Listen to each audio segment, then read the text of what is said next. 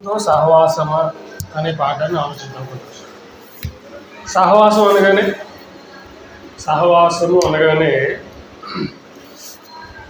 సహవాసము అనగా దాని యొక్క పర్యాయ పదాలు సాంగత్యము, అలాగే స్నేహము. ఓకేనా? స్నేహం, దీని ఇంగ్లీష్లో ఫ్రెండ్షిప్ అని కూడా ఉంటుంది. ఫ్రెండ్షిప్, దాని కూడా ఒక డే కూడా ఉంది, ఫ్రెండ్షిప్ డే. అయితే ఈ సహవాసము అనేది ప్రాముఖ్యమా? చాలా చాలా ప్రాముఖ్యమైనది సహవాసం. అది ఎవరితో? దేవునితో సహవాసమా మనం వాడటం. దేవునితో సహవాసం. సహజంగా మనుషులు దేనితో సహవాసం చేస్తారు? మనుషులు దేనితో సహవాసం చేస్తారండి? మనుషులతో చేస్తారు అనుకుంటాం మనం, అంతేనా? కానీ రకరకాల మనుషులు ఉంటారు. మనుషులతో కాకుండా జంతువులతో సహవాసం చేసేవాళ్ళు ఉంటారు. అవునా? జంతువులతో సహవాసం చేస్తారు. అంటే వాళ్ళకి మనుషుల కంటే ఎక్కువ ఎవరి మీద ప్రేమ ఎక్కువ ఉంటుంది? జంతువుల మీద. మనకు తెలిసి కుక్కలు పెంచుకునే వాళ్ళు చూస్తాం, చాలామంది చూస్తాం. అంటే ఎక్కువ జంతువులు ప్రేమిస్తుంటారు. ఓకే, కానీ మృగాలను ప్రేమించే వాళ్ళు చూస్తారా? న్యూస్ చూస్తేనండి, ఒక ఆడావిడ దేనితో సహవాసం చేస్తుంది? పులు, సింహము. అడవులో సింహాలతో కూడా సహవాసం చేసేవాళ్ళు ఉన్నారండి. ఇకపోతే రకరకాల మనుషులు సమాధుల్లో కూర్చుని మేము దెయ్యాలతో సహవాసం చేస్తున్నాం అని చెప్పుకున్న వాళ్ళు కూడా ఉన్నారు. అవునా? ఇకపోతే ఆఖరికి మనిషి వస్తువులతో కూడా సహవాసం చేస్తారు. తెలుసు మీకు? వస్తువులతో. ఇంట్లో ఉన్నటువంటి భార్య పిల్లల కంటే, అంటే బంధువుల కంటే, మనుషుల కంటే ఎక్కువగా ఎవరిని ప్రేమిస్తాడు? వస్తువులు ప్రేమిస్తాడు. అవునా? మనిషికి ఏదైనా పర్వాలేదు, కానీ వస్తువు మాత్రం జాగ్రత్తగా ఉండాలి. అంటే ఇతను ఎవరితో సహవాసం చేస్తున్నాడు? వస్తువు. అవును, ఒక బండితో సహవాసం చేస్తాడు, ఒక కారుతో సహవాసం చేస్తాడు. రాత్రి నిద్రపోయే ముందు మన కారు ఎలా ఉంది ఇద్దరు పడుకుంటాడు. ఉదయం లేవగానే వెళ్ళి కారు ఎలా ఉంది, ఉన్నదా లేదా, దొంగ ఎవరిని ఎత్తుకెళ్ళిపోయారు, కారు మీద ఏదైనా గీతలు పడ్డాయా. అంటే ఉదాహరణకు మనం ఆలోచిస్తుంటే మనుషులకి ఆలోచన ఎలా ఉంటుందంటే రకరకాలుగా ఉంటారు మనుషులు అందరూ. అయితే అసలు మనుషులు ఎవరితో సహవాసం చేయమని చెప్పింది బైబిల్? ఏమండి, మనుషులు ఎవరితో సహవాసం అని చేయమని చెప్పింది? ఎవరితో సహవాసం కలిగి ఉంటే మనిషి జీవితం బాగుంటుందని బైబిల్ చెప్పింది. ఒకసారి చూడగలిగితే చూద్దామండి. సామెతల గ్రంథము జ్ఞాని అయిన సొలొమోను రాస్తూ సామెతల గ్రంథము 13వ అధ్యాయము 20వ వచనం చూద్దాం. తీరా సామెతల గ్రంథము 13వ అధ్యాయము 20వ వచనం. జ్ఞానుల సహవాసం చేయవాడు జ్ఞానము గలవాడగును, మూర్ఖుల సహవాసం చేయవాడు చెడుకు. ఎవరితో సహవాసం చేస్తే బాగుంటుందండి? జ్ఞానుల సహవాసము చేయవాడు ఏమవుతాడంట? జ్ఞానుల సహవాసము చేయువాడు జ్ఞానము గలవాడగును. మరి దేవుని గురించి మనం ఆలోచిస్తే దేవుడు ఎవరు? సమూయేలు గ్రంథంలో ఒక మాట మనం చూస్తామండి. ఏంటో తెలిసినది, దేవుడు అనంత జ్ఞాని అంటాడు. దేవుడు ఎవరు? అనంత జ్ఞాని. అంటే జ్ఞానులతో సహవాసము చేయవాడు జ్ఞానము గలవాడు అగిన మనం అనుకుంటే, లోకంలో చూస్తే జ్ఞానము గలవాడు అంటే ఎవరు? ఇప్పుడు నాతో మీరు స్నేహం చేశారు అనుకోండి, నేనేం చెప్తాను? బైబిల్ గురించి మాట్లాడుకుంటాం. మనం కూర్చుని ఏమో మాట్లాడుకుంటే బైబిల్ గురించి మాట్లాడుకుంటాం. అదే ఒక బ్యాంకులో పనిచేసే వ్యక్తితో మీరు కూర్చున్నారు అనుకోండి, ఏం చెప్తాడు ఆయన? బ్యాంకులో జరిగే విషయాలు చెప్తాడు, అంతేనా? అదే ఒక ట్రైన్లో పనిచేసే ఆయనతో కూర్చున్నాం అనుకోండి, ఆయన చెప్తాడు ఆయన ట్రైన్ గురించి అండి, పట్టాలండి, రైళ్ళు అండి, అదండి ఇదండి ఆయన చెప్తాడు. అలాగే దేవునితో భయభక్తులు కలిగి, దేవునితో సహవాసం కలిగి, జ్ఞానము గలవారితో మనం సహవాసం చేస్తే ఎలా ఉంటుంది? మనము కూడా జ్ఞానాన్ని నేర్చుకుంటామని చెప్తుంది బైబిల్. అంతే కదండి.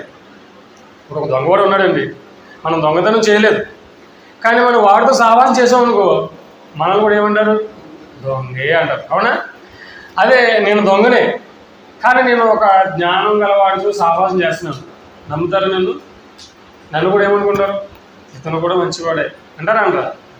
అందుకే ఇప్పుడు మనం దేవుడుకున్నారా, మనం ఎలాంటి వారితో సహవాసం చేయమని చెప్తుంది బైబిల్? జ్ఞానము గలవారితో సహవాసము చేయవాడు జ్ఞానము గలవాడు అవుతాడు. అంతే కదా. రోడ్డు మీద ఖాళీగా తిరిగే వాళ్ళతో కూర్చున్నాం అనుకున్న రోజును మనకు కూడా ఏమనిపిస్తుంది?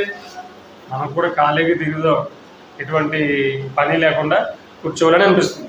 అదే బాధ్యతగా కష్టపడి పని చేసే వాడితో మనం ఫ్రెండ్షిప్ చేసామనుకో, మనకు కూడా ఏమనిపిస్తుంది? రే నేను కూడా కష్టపడి పని చేయాలి, నేను కూడా బాధ్యతగా బ్రతకాలి, ఏదో ఒకటి సాధించాలి అనిపించదా? అనిపిస్తుంది. ఇది ఎంత వాస్తవమో బైబిల్ చెప్పిన మాట. జ్ఞానుల సహవాసం ఏం చేస్తుందంట? నిన్ను జ్ఞానవంతుడిగా చేస్తుంది.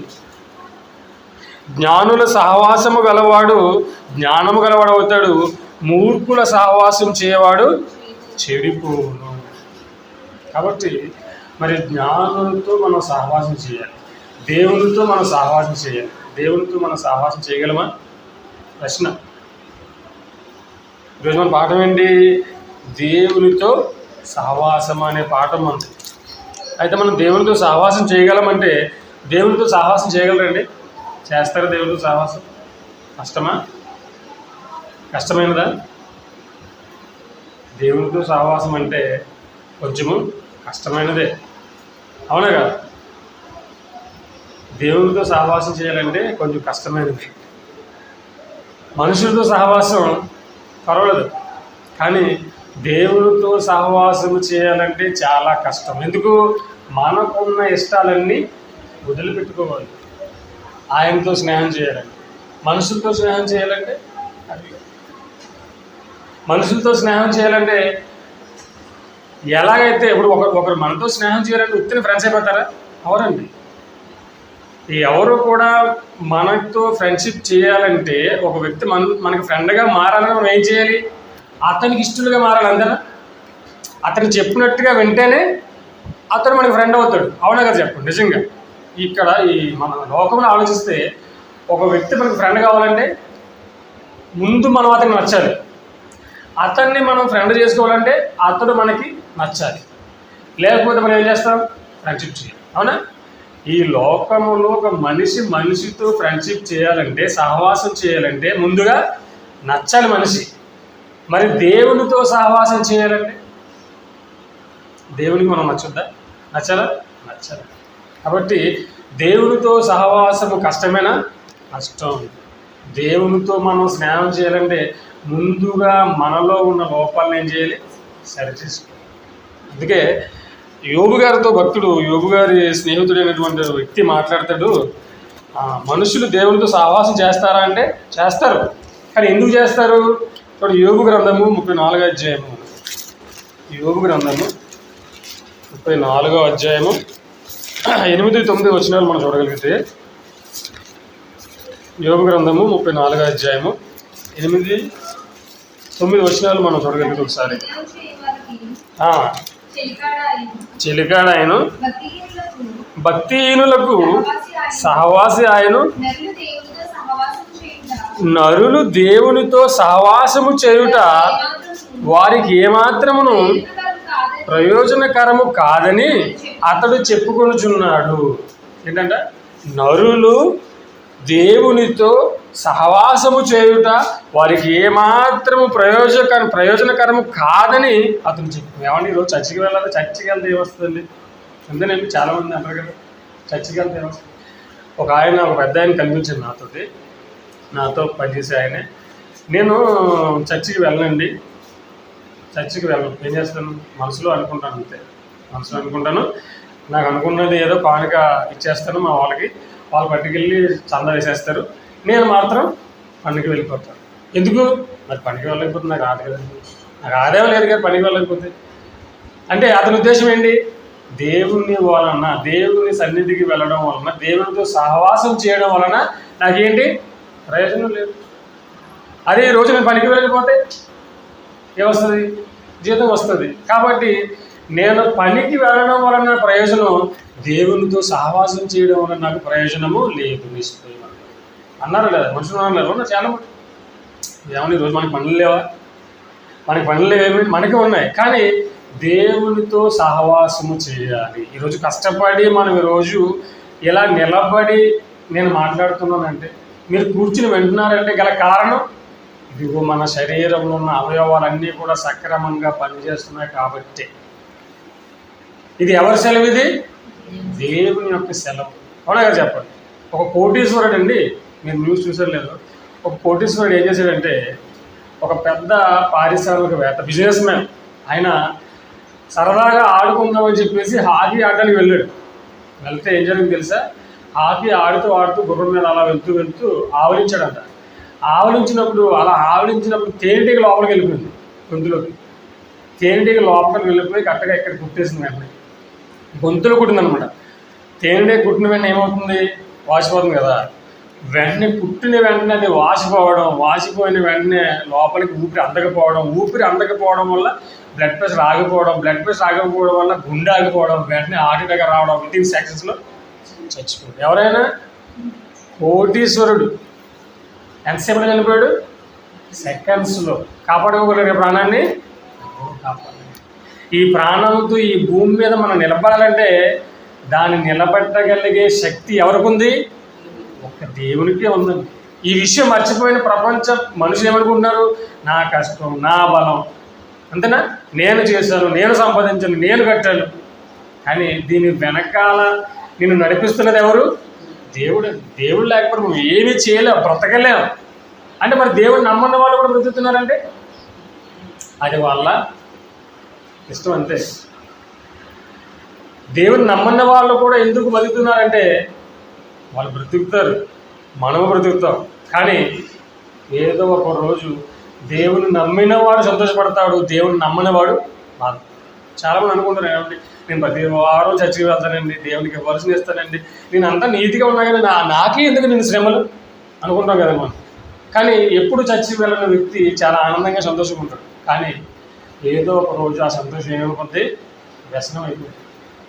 కానీ ఇలా మనం ప్రతిరోజు దేవునికి మనల్ని మనం సమర్పించుకుని శ్రమపడినా ఒక్కరోజు మనం సంతోషపడతాం. ఇది శాశ్వతమైన సంతోషం.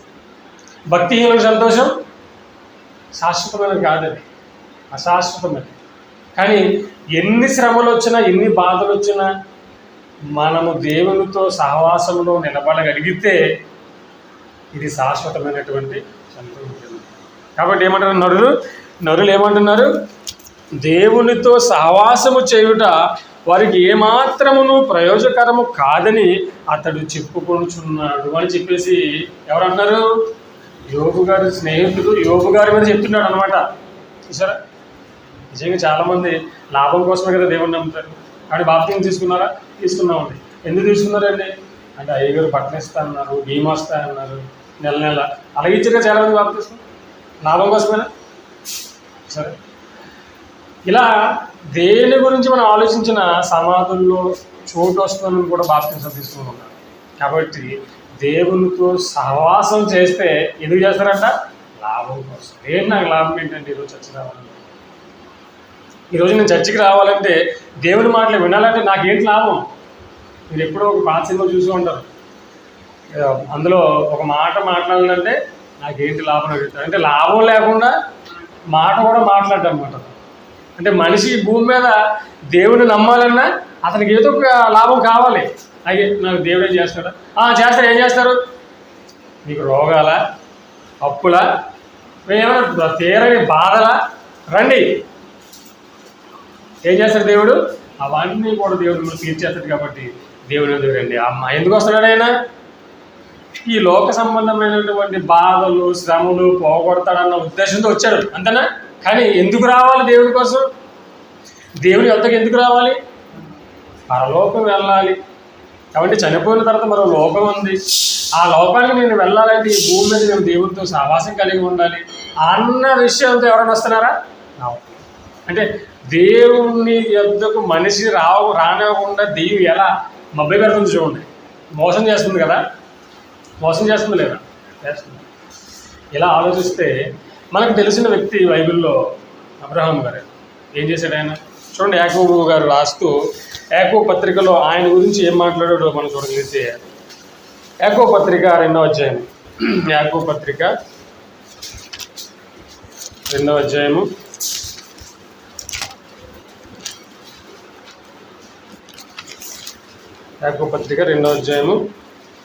23వ వచనాన్ని మనం చూద్దాం. మీరు 23వ వచనం.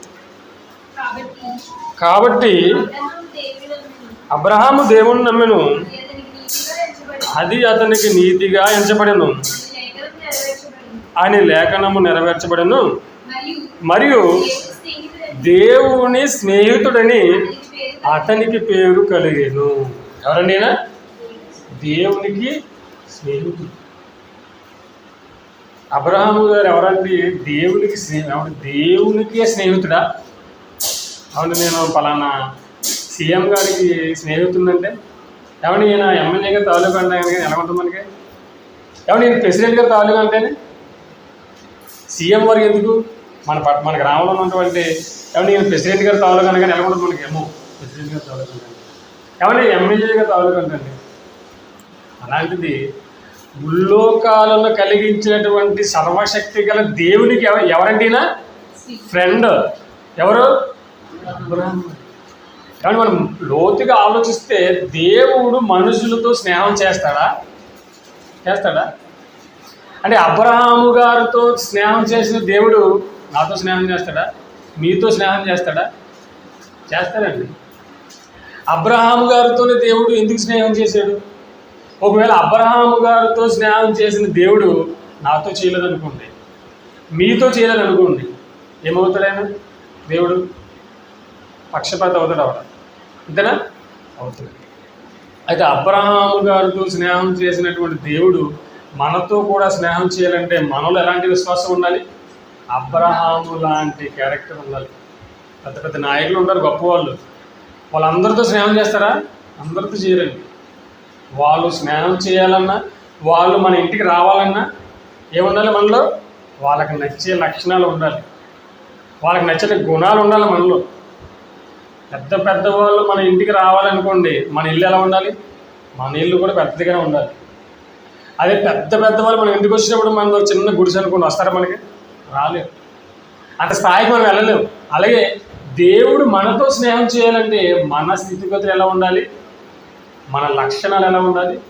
దేవుడికి నచ్చే విధంగా ఉండాలి. స్నేహం అనగానే ఏమనుకున్నాం మనం? స్నేహం అనగానే సహవాసం అనుకున్నాం. ఈ సహవాసం అయితే దేవుడు మనతో సహవాసం చేయాలంటే దేవునికి నచ్చే లక్షణాలు మనలో రావాలి. అర్థమవుతుంది? అబ్రహాం గారు దేవునికి స్నేహితుడైపోయాడు, దేవునితో స్నేహం చేశాడు. మరి అబ్రహాం గారి జీవితాన్ని మనం ఆలోచిస్తే ఎన్ని బాధలు పడ్డాడండి ఆయన. ఒక పక్క ఆలోచిస్తే ఎన్ని శ్రమలు. అంటే దేవుడు మనతో స్నేహం చేయాలంటే, దేవుడు మనతో సహవాసం చేయాలంటే ముందే వస్తాయి పరీక్షలు పెడతాడు దేవుడు. అవునా? పరీక్షలు వస్తాయి. ఈ పరీక్షల్లో మనం నిలబడగలిగితే, ఈ పరీక్షల్లో మనం నెగ్గగలిగితే అప్పుడు దేవుడు మనతో సహవాసం చేయడానికి ముందు వస్తుంది. అర్థమవుతుంది? ఎన్ని బాధలు, ఎన్ని పరీక్షలు, ఎన్ని కష్టాలు, ఎన్ని శ్రమలు అనుభవిస్తే అబ్రహాము నాకు స్నేహితుడని దేవుడు బైబిల్లో రాయించాడు. చూసారా? అబ్రహాము నాకు స్నేహితుడని బైబిల్లో దేవుడు రాయించగలిగాడంటే అలాంటి లక్షణాలు, అలాంటి గుణాలు మనము అలవాటు చేసుకోవాలి, ఏర్పాటు చేసుకోవాలి. అర్థమైంది? ఇలా ఆలోచించుకుంటూ వెళ్తే ఒక మోషే గారు, అవునా, ఒక దావీదు గారు, దేవునికి ఇష్టానుసారుడైన భక్తుడు ఎవరు? దావీదు. ఎన్ని బాధలు అనుభవించాడు ఆయన. అంటే దేవునితో సహవాసం కష్టమా? కష్టం ఉంది. ఎన్నో శ్రమలు వస్తాయి, ఎన్నో బాధలు వస్తాయి. ఇవన్నీ తట్టుకుని భరించగలిగితే ఒకరోజు మనం అంతా కూడా పరలోకానికి మనమంతా కూడా, దేవుడైన లోకానికి మనమంతా కూడా చేరువగలుగుతాం. బాధలు వచ్చాయని, కష్టాలు వచ్చాయని, శ్రమలు వచ్చాయని ఒకవేళ దేవుడి నుంచి సహవాసాన్ని మనం విడిచిపెట్టేస్తే ఒక విషయాన్ని మనం మర్చిపోతున్నామండి. ఏంటి తెలుసండి? సహవాసంగా కూడుకుంటున్నాం, ఓకే, సంఘస్థులు సహవాసం ఉంటున్నాం, కానీ అసలైన విషయం మర్చిపోతున్నాం. ఏంటది? దేవునితో సహవాసాన్ని మర్చిపోతున్నాం. అవునా? పాస్టర్ గారితో సహవాసం ఉంటున్నాం, సంఘస్థులు సహవాసం ఉంటున్నాం, సహోదరులు ప్రేమిస్తున్నాం, అన్నీ చేస్తున్నాం, కానీ అసలైనది ఏది? దేవుణ్ణి విడిచిపెట్టేస్తున్నాం. దేవుడు చెప్పిన మాటలు విడిచిపెట్టేస్తున్నాం, దేవుడికి ప్రార్థించడం మర్చిపోతున్నాం. అది ఉండాలి, ఇది ఉండాలి. అర్థమవుతుందండి? దేవుడితో సహవాసం చేయాలి, అట్ ద సేమ్ టైం సహోదరులతో కూడా సహవాసం చేయాలి. ఏమన్నా నేను దేవుడితో ఉంటానండి, ఎవడెలా పోతే నాకు ఎందుకండి, నేను ఎవరిని ప్రేమించను అనకూడదు. దేవుణ్ణి ప్రేమించాలి, సహోదరుని ప్రేమించాలి. దేవునితో సహవాసంగా ఉండాలి, సహోదరులతో కూడా సహవాసంగా ఉండాలి. ఏమన్నా నేను దేవునితో మాత్రమే ఉంటాను, నేను ఉదయం నుంచి రాత్రి వరకు ప్రార్థన చేస్తూనే ఉంటాను, దేవునితో సహవాసంగా ఉంటాను, కానీ సహోదరులు ఎవరిని ప్రేమించనంటే కుదరదు. దేవుని లెక్క ఇది, అంతేనా? దేవునితో సహవాసంగా ఉండాలి, అలాగే నీ సహోదరులతో నీవు సహవాసంతో సమాధానంగా ఉండాలి. ఈ రెండు ఉంటేనే పరలోకం. నేను సహోదరుని చూసారా, సంఘాలు మనం చూస్తాం, పాస్టర్ గారు అంటే చాలా భయపడతారు. ఎందుకు? పాస్టర్ గారు అంటే చాలా ఇష్టం, గౌరవిస్తారు, అలాగే సంఘంలో ఉన్న వారందరూ ప్రేమిస్తారు. కానీ దేవుడు అంటే ఏంటో, బైబిల్ అంటే ఏంటో ఎవరికి తెలియదు. అంటే వీళ్ళ ప్రేమ ఎంతవరకు? ఈ లోకం ప్రేమ మాత్రమే. అంటే ఈ లోకంలో ఉన్నటువంటి సహోదరులతో మాత్రమే సహవాసం. దేవుడు ఎవరో తెలియదు, యేసుక్రీస్తు ఎవరో తెలియదు, పరిశుద్ధాత్మ ఎవరో తెలియదు. కానీ దేవునితో సహవాసం ఎలా ఉండాలంటాడు దేవుడు? అటు దేవునితో సహవాసం చేయాలి, ఇటు మనుషులతో సహోదరులతో కూడా సహవాసం చేయాలి. ఇలా సహవాసం కలిగి ఉంటేనే మనము పరలోకానికి వెళ్తాం. ఇకపోతే క్రొత్త నిబంధనకు వచ్చిన తర్వాత ఎవరితో సహవాసం చేయమని చెప్పాడు దేవుడు? చూద్దామా? చూడండి. క్రొత్త నిబంధనకు వచ్చిన తర్వాత దేవుడు ఎవరితో సహవాసం చేయమని చెప్పాడో చూడగలిగితే, కొరింథీయులకు రాసిన మొదటి పత్రిక, అపోస్తలుడైన పౌలు కొరింథీయులకు రాసిన మొదటి పత్రిక, మొదటి అధ్యాయము 9వ వచనం. కొరింథీయులకు రాసిన మొదటి పత్రిక, మొదటి అధ్యాయము 9వ వచనం. మన ప్రభువు అయిన యేసుక్రీస్తు అను తన కుమారుని సహవాసమునకు మిమ్మును పిలిచిన దేవుడు నమ్మదగినవాడు. ఏమండి? ఎవరి సహవాసానికి పిలిచాడు కొత్త నిబంధనలో? తన కుమారుడైన యేసుక్రీస్తుతో. మనం ఎవరితో సహవాసం ఉండాలి ఇప్పుడు? తన కుమారుని సహవాసమునకు మిమ్మును పిలిచిన దేవుడు నమ్మదగినవాడు. యేసుక్రీస్తుతో మనం సహవాసం చేయాలి. ఎవరితో చేయాలి? క్రీస్తును నమ్ముకుని క్రీస్తులోనికి బాప్తిస్మం తీసుకున్న మనం ఎవరితో సహవాసం చేయాలి? యేసుక్రీస్తు సహవాసం చేయాలి. యేసుతో మనం ఫ్రెండ్గా మారిపోవాలి. మరి యేసుతో ఫ్రెండ్గా యేసుక్రీస్తు మనం సహవాసం అయిపోవాలంటే, యేసుతో స్నేహం చేయాలంటే ఎలా ఉండాలి? మనము కూడా యేసుక్రీస్తులా మారిపోవాలి. అర్థమవుతుంది?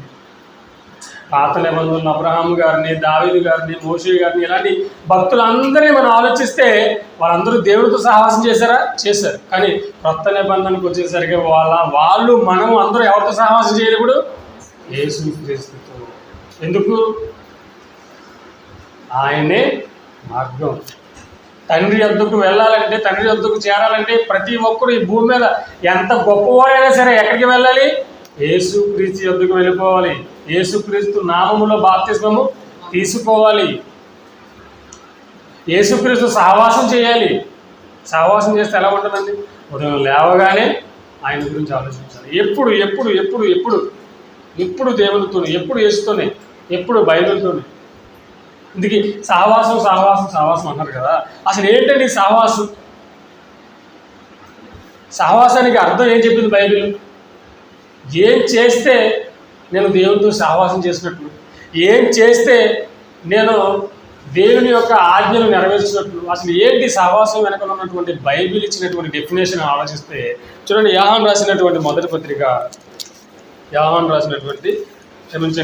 సువార్త 15వ అధ్యాయము, యోహాను సువార్త 15వ అధ్యాయంలో, యోహాను సువార్త 15వ అధ్యాయము, యోహాను సువార్త 15వ అధ్యాయము 5వ వచనం చూద్దాం. పిల్లలు ముగించుకుందాం. యోహాను సువార్త 15వ అధ్యాయము 15వ వచనం చూద్దాం. దాసుడు తన యజమానుడు చేయుదానని ఎరుగడు కనుక ఇక మిమ్మును దాసులని పిలవక స్నేహితులని పిలుచుచున్నాను. చూసారా? యేసుక్రీస్తులు వారు ఏమని పిలిచారు శిష్యుల్ని? స్నేహితులు. మీరంతా కూడా నా స్నేహితులు, మీరంతా కూడా నా స్నేహితులు. అంటే దాసుడు అంటే దాసుడు యజమానులు చేసే విషయాలు తెలియదు, పని వాళ్ళకి తెలియదు. యజమాని చెబితేనే తెలుస్తుంది కానీ తెలియదు. కానీ ఫ్రెండ్స్కి అన్ని విషయాలు తెలిసిపోతాయి, అంతే కదండి. మనకి బాధ వచ్చినా ఎవరు చెప్పుకుంటాం? ఫ్రెండ్స్తో చెప్పుకుంటాం.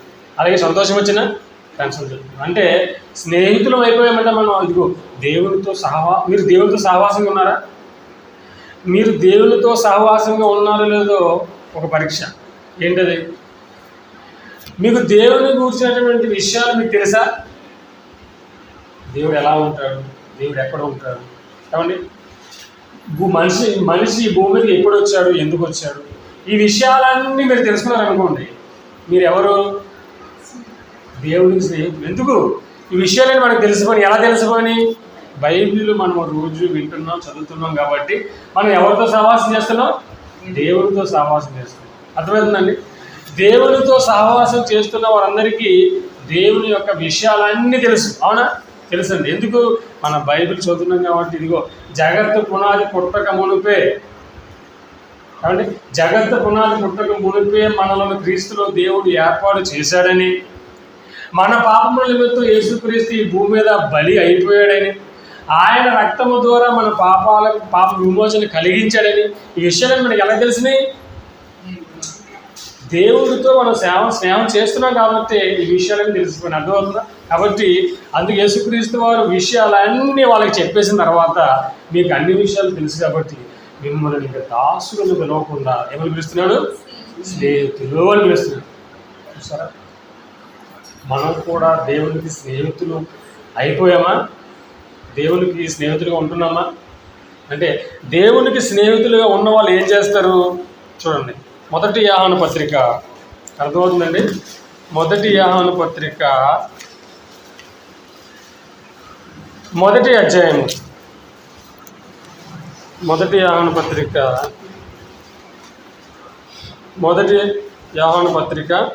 మొదటి అధ్యాయము 6-7 వచనాలు మనం చూడగలిగితే, ఆయనతో కూడా సహవాసము గలవారమని చెప్పుకొని చీకటిలో నడిచిన ఎడల మనము అబద్ధమాడుచు. చూసారండి? ఆయనతో సహవాసము గలవారమని చెప్పుకొనుచు మనం ఏమనుకున్న ఇప్పటి వరకు నేను కూడా దేవునితో సహవాసం చేస్తున్నాను. ఎలా చెప్పారండి? ఎందుకంటే నాకు దేవుని కూర్చున్నటువంటి విషయాలు తెలుసని, నాకు నేను ప్రతి ఆదివారం చర్చికి వెళ్తున్నాను, దేవుడు చెప్పిన సంగతులు నేర్చుకుంటున్నాను కాబట్టి నేను దేవునితో సహవాసం అని మనం చెప్పుకొనుచు మరలా ఒకవేళ చీకటిలో నడిచిన ఎడల మనం ఏమైపోతామంట? అబద్ధమాడచ్చు. చూసారా? అంటే నిజంగా మనం దేవునితో మన సహవాసం చేస్తూ, దేవునితో మన సహవాసం ఉంటూ మరలా ఒకవేళ చీకటిలోనికి వెళ్ళిపోతే మనం చెప్పుతున్నది ఏంటంట? అబద్ధము, సత్యమును జరిగింపకుందుము. అంటే ఆదివారం చర్చికి వచ్చి దేవుని గురించి నేర్చుకుని, దేవుడి మాటలు విని, దేవుడు ఎలా బ్రతకమన్నాడో తెలుసుకుని తర్వాత మరలా మన లోకంలో కలిసిపోతే మనం ఏమైపోతాం? అబద్ధికులు ఉంటుంది. ఎంతసేపు అండి జీవితం? ఎంతకాలం అండి జీవితం? అవునా రేపు కలుద్దామండి అని మీరు గుండెలు మెచ్చని చెప్పగలరు ఎవరన్నా? రేపు కలుద్దామండి అని. అహ్మదాబాద్ ఫ్లైట్ యాక్సిడెంట్ చూసి ఉండరు, ఎంత దారుణం! ఎవరు ఊహించలేదా నిజంగా? ఎన్ని నిమిషాలు కూడా కాదు, 30 సెకండ్స్. అంత 30 సెకండ్స్లో ఏమైపోయిన వాళ్ళు బూడిదైపోయింది. 30 సెకండ్స్ ఏదో అనుకుంటాం, రేపు చేద్దాం, ఎల్లుండి చేద్దాం, రేపు మారదాం, ఎల్లుండి మారదాం, ఏమండి వచ్చే సంవత్సరం మారిపోదాం అనుకుంటాం. కానీ ఎప్పుడు ఈ లోకాన్ని విడిచి వెళ్ళిపోతామో మనకు తెలియదు. మరణం ఎటు నుంచి ఎలా వస్తుందో, ఏ రూపంలో వస్తుందో మనకి తెలియదు ప్రేమ దేవుడు. కాబట్టి దీపం ఉండగానే, ఈ భూమి మీద ఉండగానే మనం ఎవరితో సహవాసం చేయాలి? దేవునితో సహవాసం చేయాలి. ఎలాంటి సహవాసం అది? చెప్పుకొని చీకటిలో నడిచిన ఎడలా మనము అబద్ధమాడుచు సత్యము జరిగింపకుందుము. అయితే ఆయన వెలుగులో ఉన్న ప్రకారము మనమును వెలుగులో నడిచిన ప్రకారము మనము అన్యోన్య సహవాసము గలవారమై ఉందుము. అప్పుడు ఇప్పుడు అన్యోన్య సహవాసము కలిగి ఉందుము.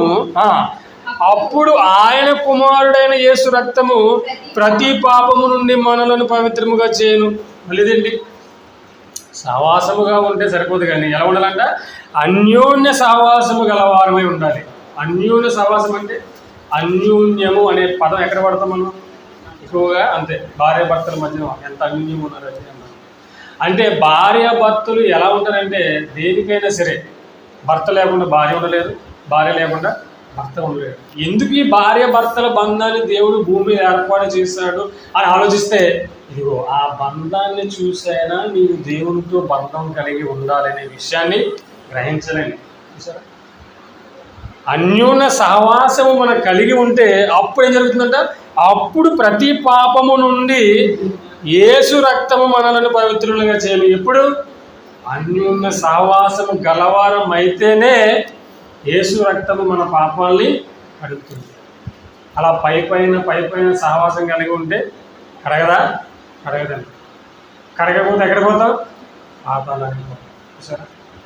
కాబట్టి ప్రేమ దేవుని పిల్లరా, దేవునితో సహవాసమా, మనుషులతో సహవాసం? ఎవరితో సహవాసం చేయాలి? దేవునితో సహవాసం చేయాలి. దేవునితో సహవాసము చేయాలి. ఎలా చేయాలి? అన్యోన్య సహవాసం చేయాలి, దేవుడితో చేయాలి. ఏమండి, దేవుడే నేను మీతో ఫ్రెండ్షిప్ చేస్తానని పిలిచినప్పుడు ఏమండి మనకి ఎంతండి? మనకేం చెప్పండి? కానీ ఆయనతో సహవాసం చేయాలంటే మనకి ఏమన్నా కావాలా? ఇప్పుడు ఒకరితో మనం సహవాసం చేయాలంటే మనకు కొన్ని కాన్ఫిడెన్స్ కావాలి. ఒక వ్యక్తి మనతో, ఒక బిల్ గేట్ కానీ ఎవరైనా గొప్ప వ్యక్తి మనతో స్నేహం చేయాలంటే మనకి ఆస్తులు కావాలి. కానీ దేవుడు మనతో సహవాసం చేయాలంటే మంచి మనసులు చాలు. ఏమీ అక్కర్లేదు, ఏమీ లేకపోయినా మంచి మనసు మనలో ఉంటే దేవుడే వచ్చి మనతో స్నేహం చేస్తాడు. ఈ లోకంలో మనల్ని ఫ్రెండ్షిప్ చేయాలి. ఏమన్నా చూడండి, మీరు ఏదైనా ఒక షాప్కి వెళ్ళారు అనుకోండి, ఒక పారాగన్ చెప్పులు వేసుకుని ఈజీ చీప్కి వెళ్ళారు అనుకో, ఎలా చూస్తారు మనల్ని? చాలా ఏం కావాలంటే వెళ్ళిపోయినారు.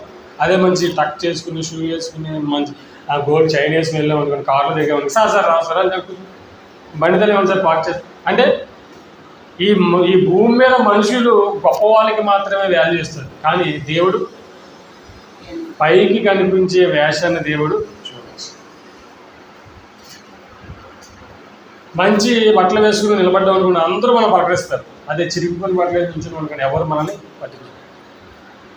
అలాగే దేవుడు కోరుకునేది ఎవరని? మన హృదయాన్ని, మన మనసు బాగుంటే దేవుడు మనతో స్నేహం చేస్తాడు. అలాగే దేవుడితో ఈ యొక్క సహవాసము కొంచెం కష్టమైనదే, కానీ నిలబడాలి. ఎప్పటి వరకు? చనిపోయేంత వరకు ఈ సహవాసంలో మనము నిలబడాలి. అందుకే అంటాడు దేవుడు, ఏమంటాడు? ఇదిగో మీరు సమాజముగా అంటే సహవాసముగా దేవునితో, మనం అపోస్తుల కార్యాలు 2 చూస్తాం. ఏమని? వారు అపోస్తుల బోధయందులు ఎవరితో సహవాసం? అపోస్తులతోనే కదా సహవాసం. దేవునితో ఉండాలి. మెయిన్ కనెక్టింగ్ ఎవరితో ఉండాలి? దేవునితో మనం కనెక్ట్ అయి ఉండాలి. దేవునితో మనం కనెక్ట్ అయ్యామనుకోండి, దేవునితో మనం సేవ చేసామనుకోండి, అప్పుడు మనుషులందరూ ప్రేమిస్తారు. ఎవరిని శత్రువునైనా ప్రేమించగలిగే శక్తి మనకు రావాలంటే ముందు ఎవరితో మనం స్నేహం చేయాలి? దేవుడితో చేయాలి. ఈరోజు మనం ఇతరులను ప్రేమించలేకపోతున్నాం అంటే గల కారణం ఏంటి? దేవుడితో కట్ అయిపోయాం కనెక్షన్. మనుషులతో కనెక్షన్ పెట్టుకున్నాం. ఆయన ఇష్టపడి, ఈయన ఇష్టపడి, అదండి ఇదండి అని మనుషుల యొక్క ప్రేమలో, మనుషుల సహవాసంలో మునిగిపోతున్నాం. కానీ మెయిన్ అక్కడ ఉంది. ఆయన విడిచిపెట్టేసాం మనం. ఆయనతో సహవాసం చేస్తే అబ్బా నిజంగా అది వర్ణించలేని సహవాసం. దేవుడి ప్రేమ అంటే అది వర్ణించలేని యొక్క సహవాసం. దేవుడి గురించి చెబుతుంటే నాకే ఎలా కూడా తెలుసంటే ఒళ్ళంతా ఇప్పుడే జలదరిచ్చేస్తాను. నిజంగా దేవుని పేరెత్తిన, దేవుని ప్రేమ గురించి చెప్పిన ఈ ఒళ్ళంతా కూడా ఏమైపోద్ది? జలదరిచ్చేది అన్నమాట. అంత శక్తి గల ప్రేమ. కాబట్టి ఇప్పుడు మన దేవుని పిల్ల మనమంతా దేవుని యొక్క సహవాసంలో ఉంటూ మరి దేవుడు ఉన్నటువంటి మహాలోకాన్ని చేరుకోవాలని కోరుకుంటూ ఈ నా మాటలు ముగిస్తున్నాను. చిన్న ప్రార్థన చేస్తాను.